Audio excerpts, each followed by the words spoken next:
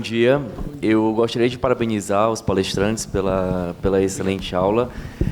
Eu me chamo Sebastião e eu gostaria de fazer uma pergunta para o Dr. Valdes e para a doutora Luciana. Para o Dr. Valdes, um questionamento que sempre me fazem aqui no hospital é sobre o teste molecular, né?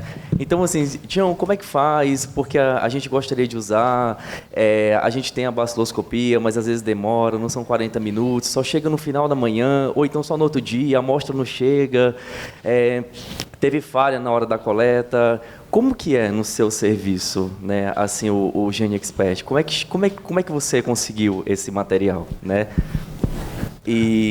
Perdão, depois eu faço outra pergunta. Rapidinho, em 2014, o Ministério estava selecionando 94 sites para instalar o equipamento. E no Brasil, dependendo de dados epidemiológicos, e a gente, sabendo disso, eu tinha recebido o equipamento para experimentar naquelas avaliações que você faz de tempos em tempos, e tinha percebido que era bom, e a gente não foi fácil, mas a gente brigou, e teve a sorte do Lutz de Ribeirão abrir mão. Se o Lutz de Ribeirão tivesse falado eu quero o equipamento, a gente não ia ter. E esses dados que eu mostrei aqui hoje, a gente estava falando aqui agora há pouco, eles são fundamentais para a gente abrir uma discussão, porque o diferencial do teste ele é muito maior dentro do ambiente com pacientes graves, para fazer extrapulmonar, e isso está difícil dos caras entenderem. Para levar lá no laboratório de referência é um tempão. Então, acho que é uma conversa boa. Foi com você que eu conversei ontem? Exato. Prazer, Sebastião, pessoalmente. Prazer. Doutora Luciana, bom, prazer também. Eu gostaria de tirar uma dúvida. Primeiro, parabéns pela coragem com os ortopedistas, tá? É um trabalho muito interessante e eu gostaria de saber a sua experiência. A presença do infectologista na visita, no acompanhamento, tanto no pré quanto no pós, diminuiu a incidência de prescrição de antimicrobianos, por exemplo, Cipreclinda, tipo alguns outros antimicrobianos. Eu vi a sua porcentagem de Staphylococcus aureus oxacilina sensível. Conta pra gente como que é a sua experiência lá. Tá, a nossa visita semanal, por exemplo, ela não é feita junto a todo o serviço. Tá? Então, eu tenho o residente, que é responsável pela enfermaria, o R2 que passa comigo, e o restante. Lá, eles não fazem nenhuma prescrição na alta que não passe por mim. Na alta, não no ambulatório. Porque eu tenho cefalexina no ambulatório. Tá? É mentira se eu falar que eu não tenho. Tá? O que eu consegui? Eu consegui aumentar a prescrição de sulfametoxazol trimetoprim. Os casos de rifampicina associada, principalmente as infecções por implantes em Staphylococcus aureus sensíveis, passam por mim. A prescrição intra-hospitalar dos antimicrobianos passam por mim. Eu tenho um clínico hoje que me ajuda, principalmente em relação às complicações geriátricas que nós temos, porque aqui eu mostrei só a eletiva, eu não mostrei a catástrofe da queda da própria altura dos idosos, né, na artroplastia parcial de quadril. Então, eu tenho um clínico que cuida dessa prescrição para mim, e todos os antimicrobianos, na verdade, que eles prescrevem, e aqueles antimicrobianos de alto impacto em resistência e custo, nós temos um programa informatizado hoje próprio, ligado à MVPEP. Então, essa auditoria é feita diariamente, inclusive sábado e domingo, que nós temos plantão. Tá? Então, assim, compramos o sistema informatizado, não deu certo a auditoria pelo sistema, montamos o nosso, que puxa todas as nossas prescrições. Então, eu posso te dizer que no hospital eles não saem com quinolona. Só na minha indicação. Por exemplo, fluorquinolona respiratória para Staphylococcus aureus eu uso, associado a sulfa, eu uso. Clindamicina hoje a gente usa muito pouco. Quinolona eu uso muito pouco empiricamente, eu não uso, tá? Eu uso guiado por cultura quando eu posso. Uso o antibiótico endovenoso até 15 dias na comunidade, nos municípios, com o uso de PIC, e aí esse paciente volta e eu vou ministrando isso. Muito obrigado. Só mais uma pergunta. Dr. Valdes, a respeito que eu no seu projeto sobre os pacientes HIV positivos. E nos pacientes transplantados, todos eles transplantados renal, fígado, na sua apresentação, no trabalho, acho que de mestrado que o senhor comentou, na outra população em específico que você citou? Aquele do mestrado, na verdade, foram todos os pacientes que, na verdade, foi o resultado do GeneXpert para tirar um paciente do isolamento. Do isolamento, não do foi isolamento. para a detecção para indicação de tratamento. Né? Se é seguro ou não você utilizar apenas um GeneXpert negativo e não 3 baciloscopias negativas para liberar o leito de isolamento respiratório. Tá bom, obrigado.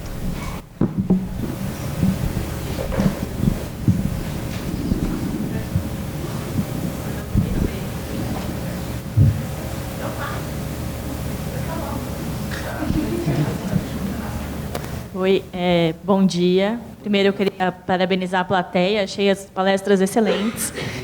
Meu nome é Fernanda e eu tenho uma pergunta para a Luciana também. Você chegou a pensar, principalmente por custo-efetividade, em fazer a descolonização de todos os pacientes?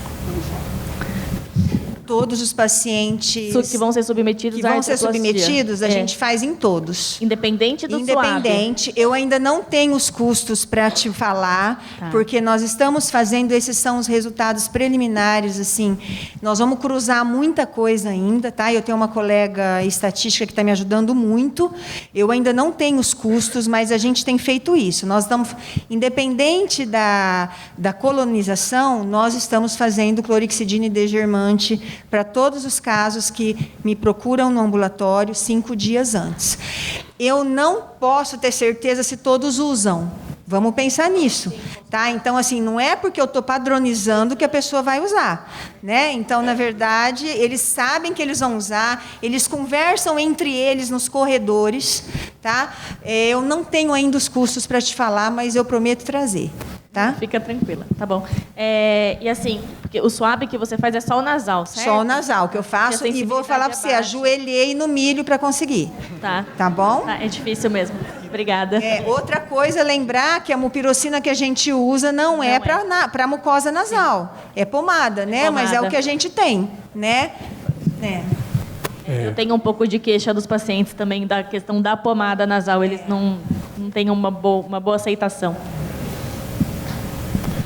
Parabéns aos 3 palestrantes. Eu queria fazer a pergunta para o professor Carlos Magno.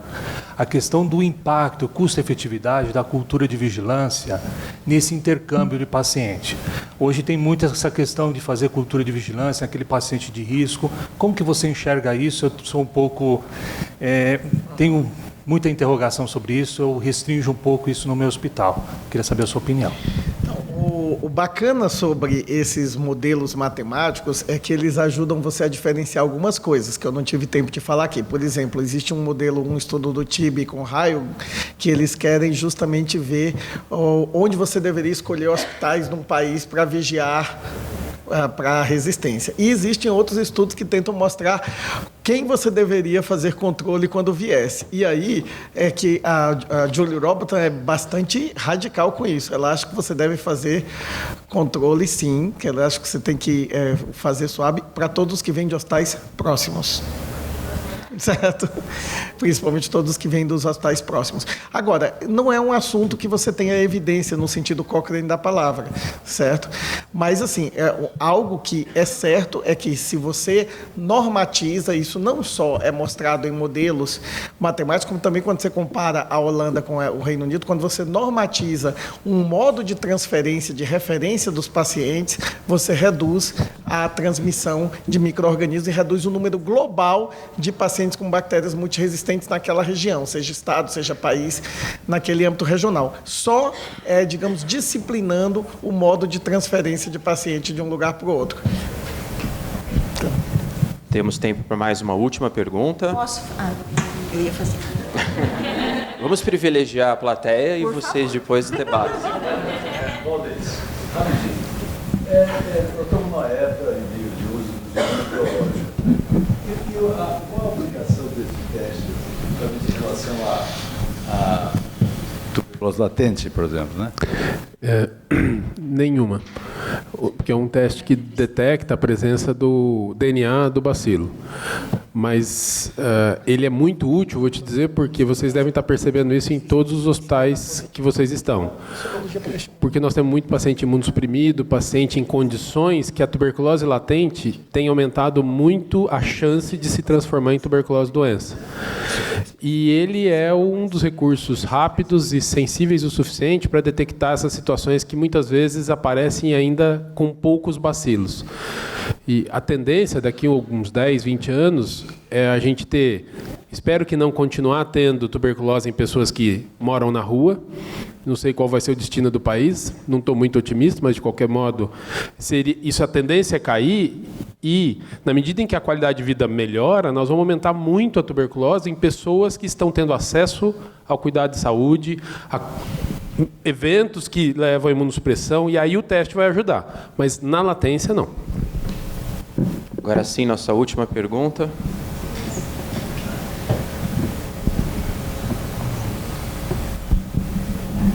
Bom dia. Além de reforçar os parabéns que a plateia já deu, eu queria fazer uma pergunta, né? Meu nome é Paula, eu sou de Campinas, trabalho lá no Hospital Mário Gatti. Carlos Magno também já passou por lá. E a minha pergunta para o professor Valdes é o seguinte: a gente, como você mostrou na aula, é possível a gente, né, usar o teste negativo, né, para tirar um paciente de isolamento, por exemplo. Mas uma questão prática que a gente tem é, nos que são positivos, com baciloscopia negativa, se esses pacientes, né, devem ser mantidos em precaução respiratória, e uma vez que se mantenha, quando a gente pode discutir abrir esse isolamento nos pacientes que permanecem internados? Ótima pergunta. A gente andou discutindo isso outro dia. Eu gostaria de ouvi-los, porque hoje, como referencial a tudo baciloscopia, você fala baciloscopia negativo. O meu ponto de vista sobre isso: se tem tuberculose, tem que isolar. Você já viu alguém com suspeita, a gente isola? Imagina se eu não vou isolar com a certeza. Então, para mim, é muito simples, não tem dilema aí. O que pode acontecer é que, se você não dispõe do teste molecular rápido, você vai ter um paciente que tem a doença, que você descobriu só quando a cultura mostrou, e ele, por acaso, passou alguns dias lá no contato com outros. Aí tem um atenuante, que inclusive é o que justifica você não isolar todo mundo que está com suspeita, e só aqueles que têm baciloscopia. O risco de transmissão é bem menor. Você precisa de mais de 400 horas de exposição para alguém com baciloscopia negativa transmitir para outro. Com baciloscopia positiva são bem menos, né? Então, e no hospital essas horas são cumulativas. A gente se expõe, se não tomar cuidado, se expõe repetidas vezes. Mas, assim, tem um diagnóstico molecular ou microbiológico de tuberculose, assunto encerrado. Plaquinha Eu também discordo. Temos a primeira controvérsia. Eu vou deixar para a Maria Ângela. Não, porque o que eu acho é assim, na verdade, você tem um problema de gerenciamento de leite. Então, às vezes, por exemplo, isso é ótimo. PS tem marca. Toda unanimidade é burra. Tem o bacilífero que está no pronto-socorro. Aí você tem o bacilífero que está no pronto-socorro e o que tem o TRM-TB no isolamento, né? Então, assim, talvez na nossa situação, né, acho que essa situação que o Valdes falou seria ideal, mas na nossa situação, que a gente tem uma carga grande da doença ainda, talvez, por questão de gerenciar e diminuir o risco de transmissão, fosse interessante priorizar quem de fato é bacilífero, porque ele vai estar transmitindo mais, né? Então, essa situação que a Paula falou é uma situação assim que é um nó. Na verdade, é um nó. Mas, assim, nessa situação, né, se você...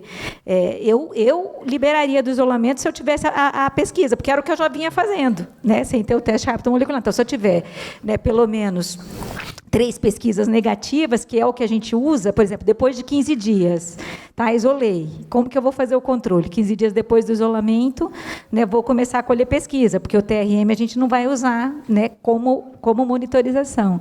Então, Valdes, discordei do meu amigo, mas... Toda unanimidade é burra, como dizia o Nelson Rodrigues, né? O bom é quando existe diferenças de opiniões, né? Só uma provocação. O TRM veio presença de Mycobacterium resistente. Olha só, eu vou...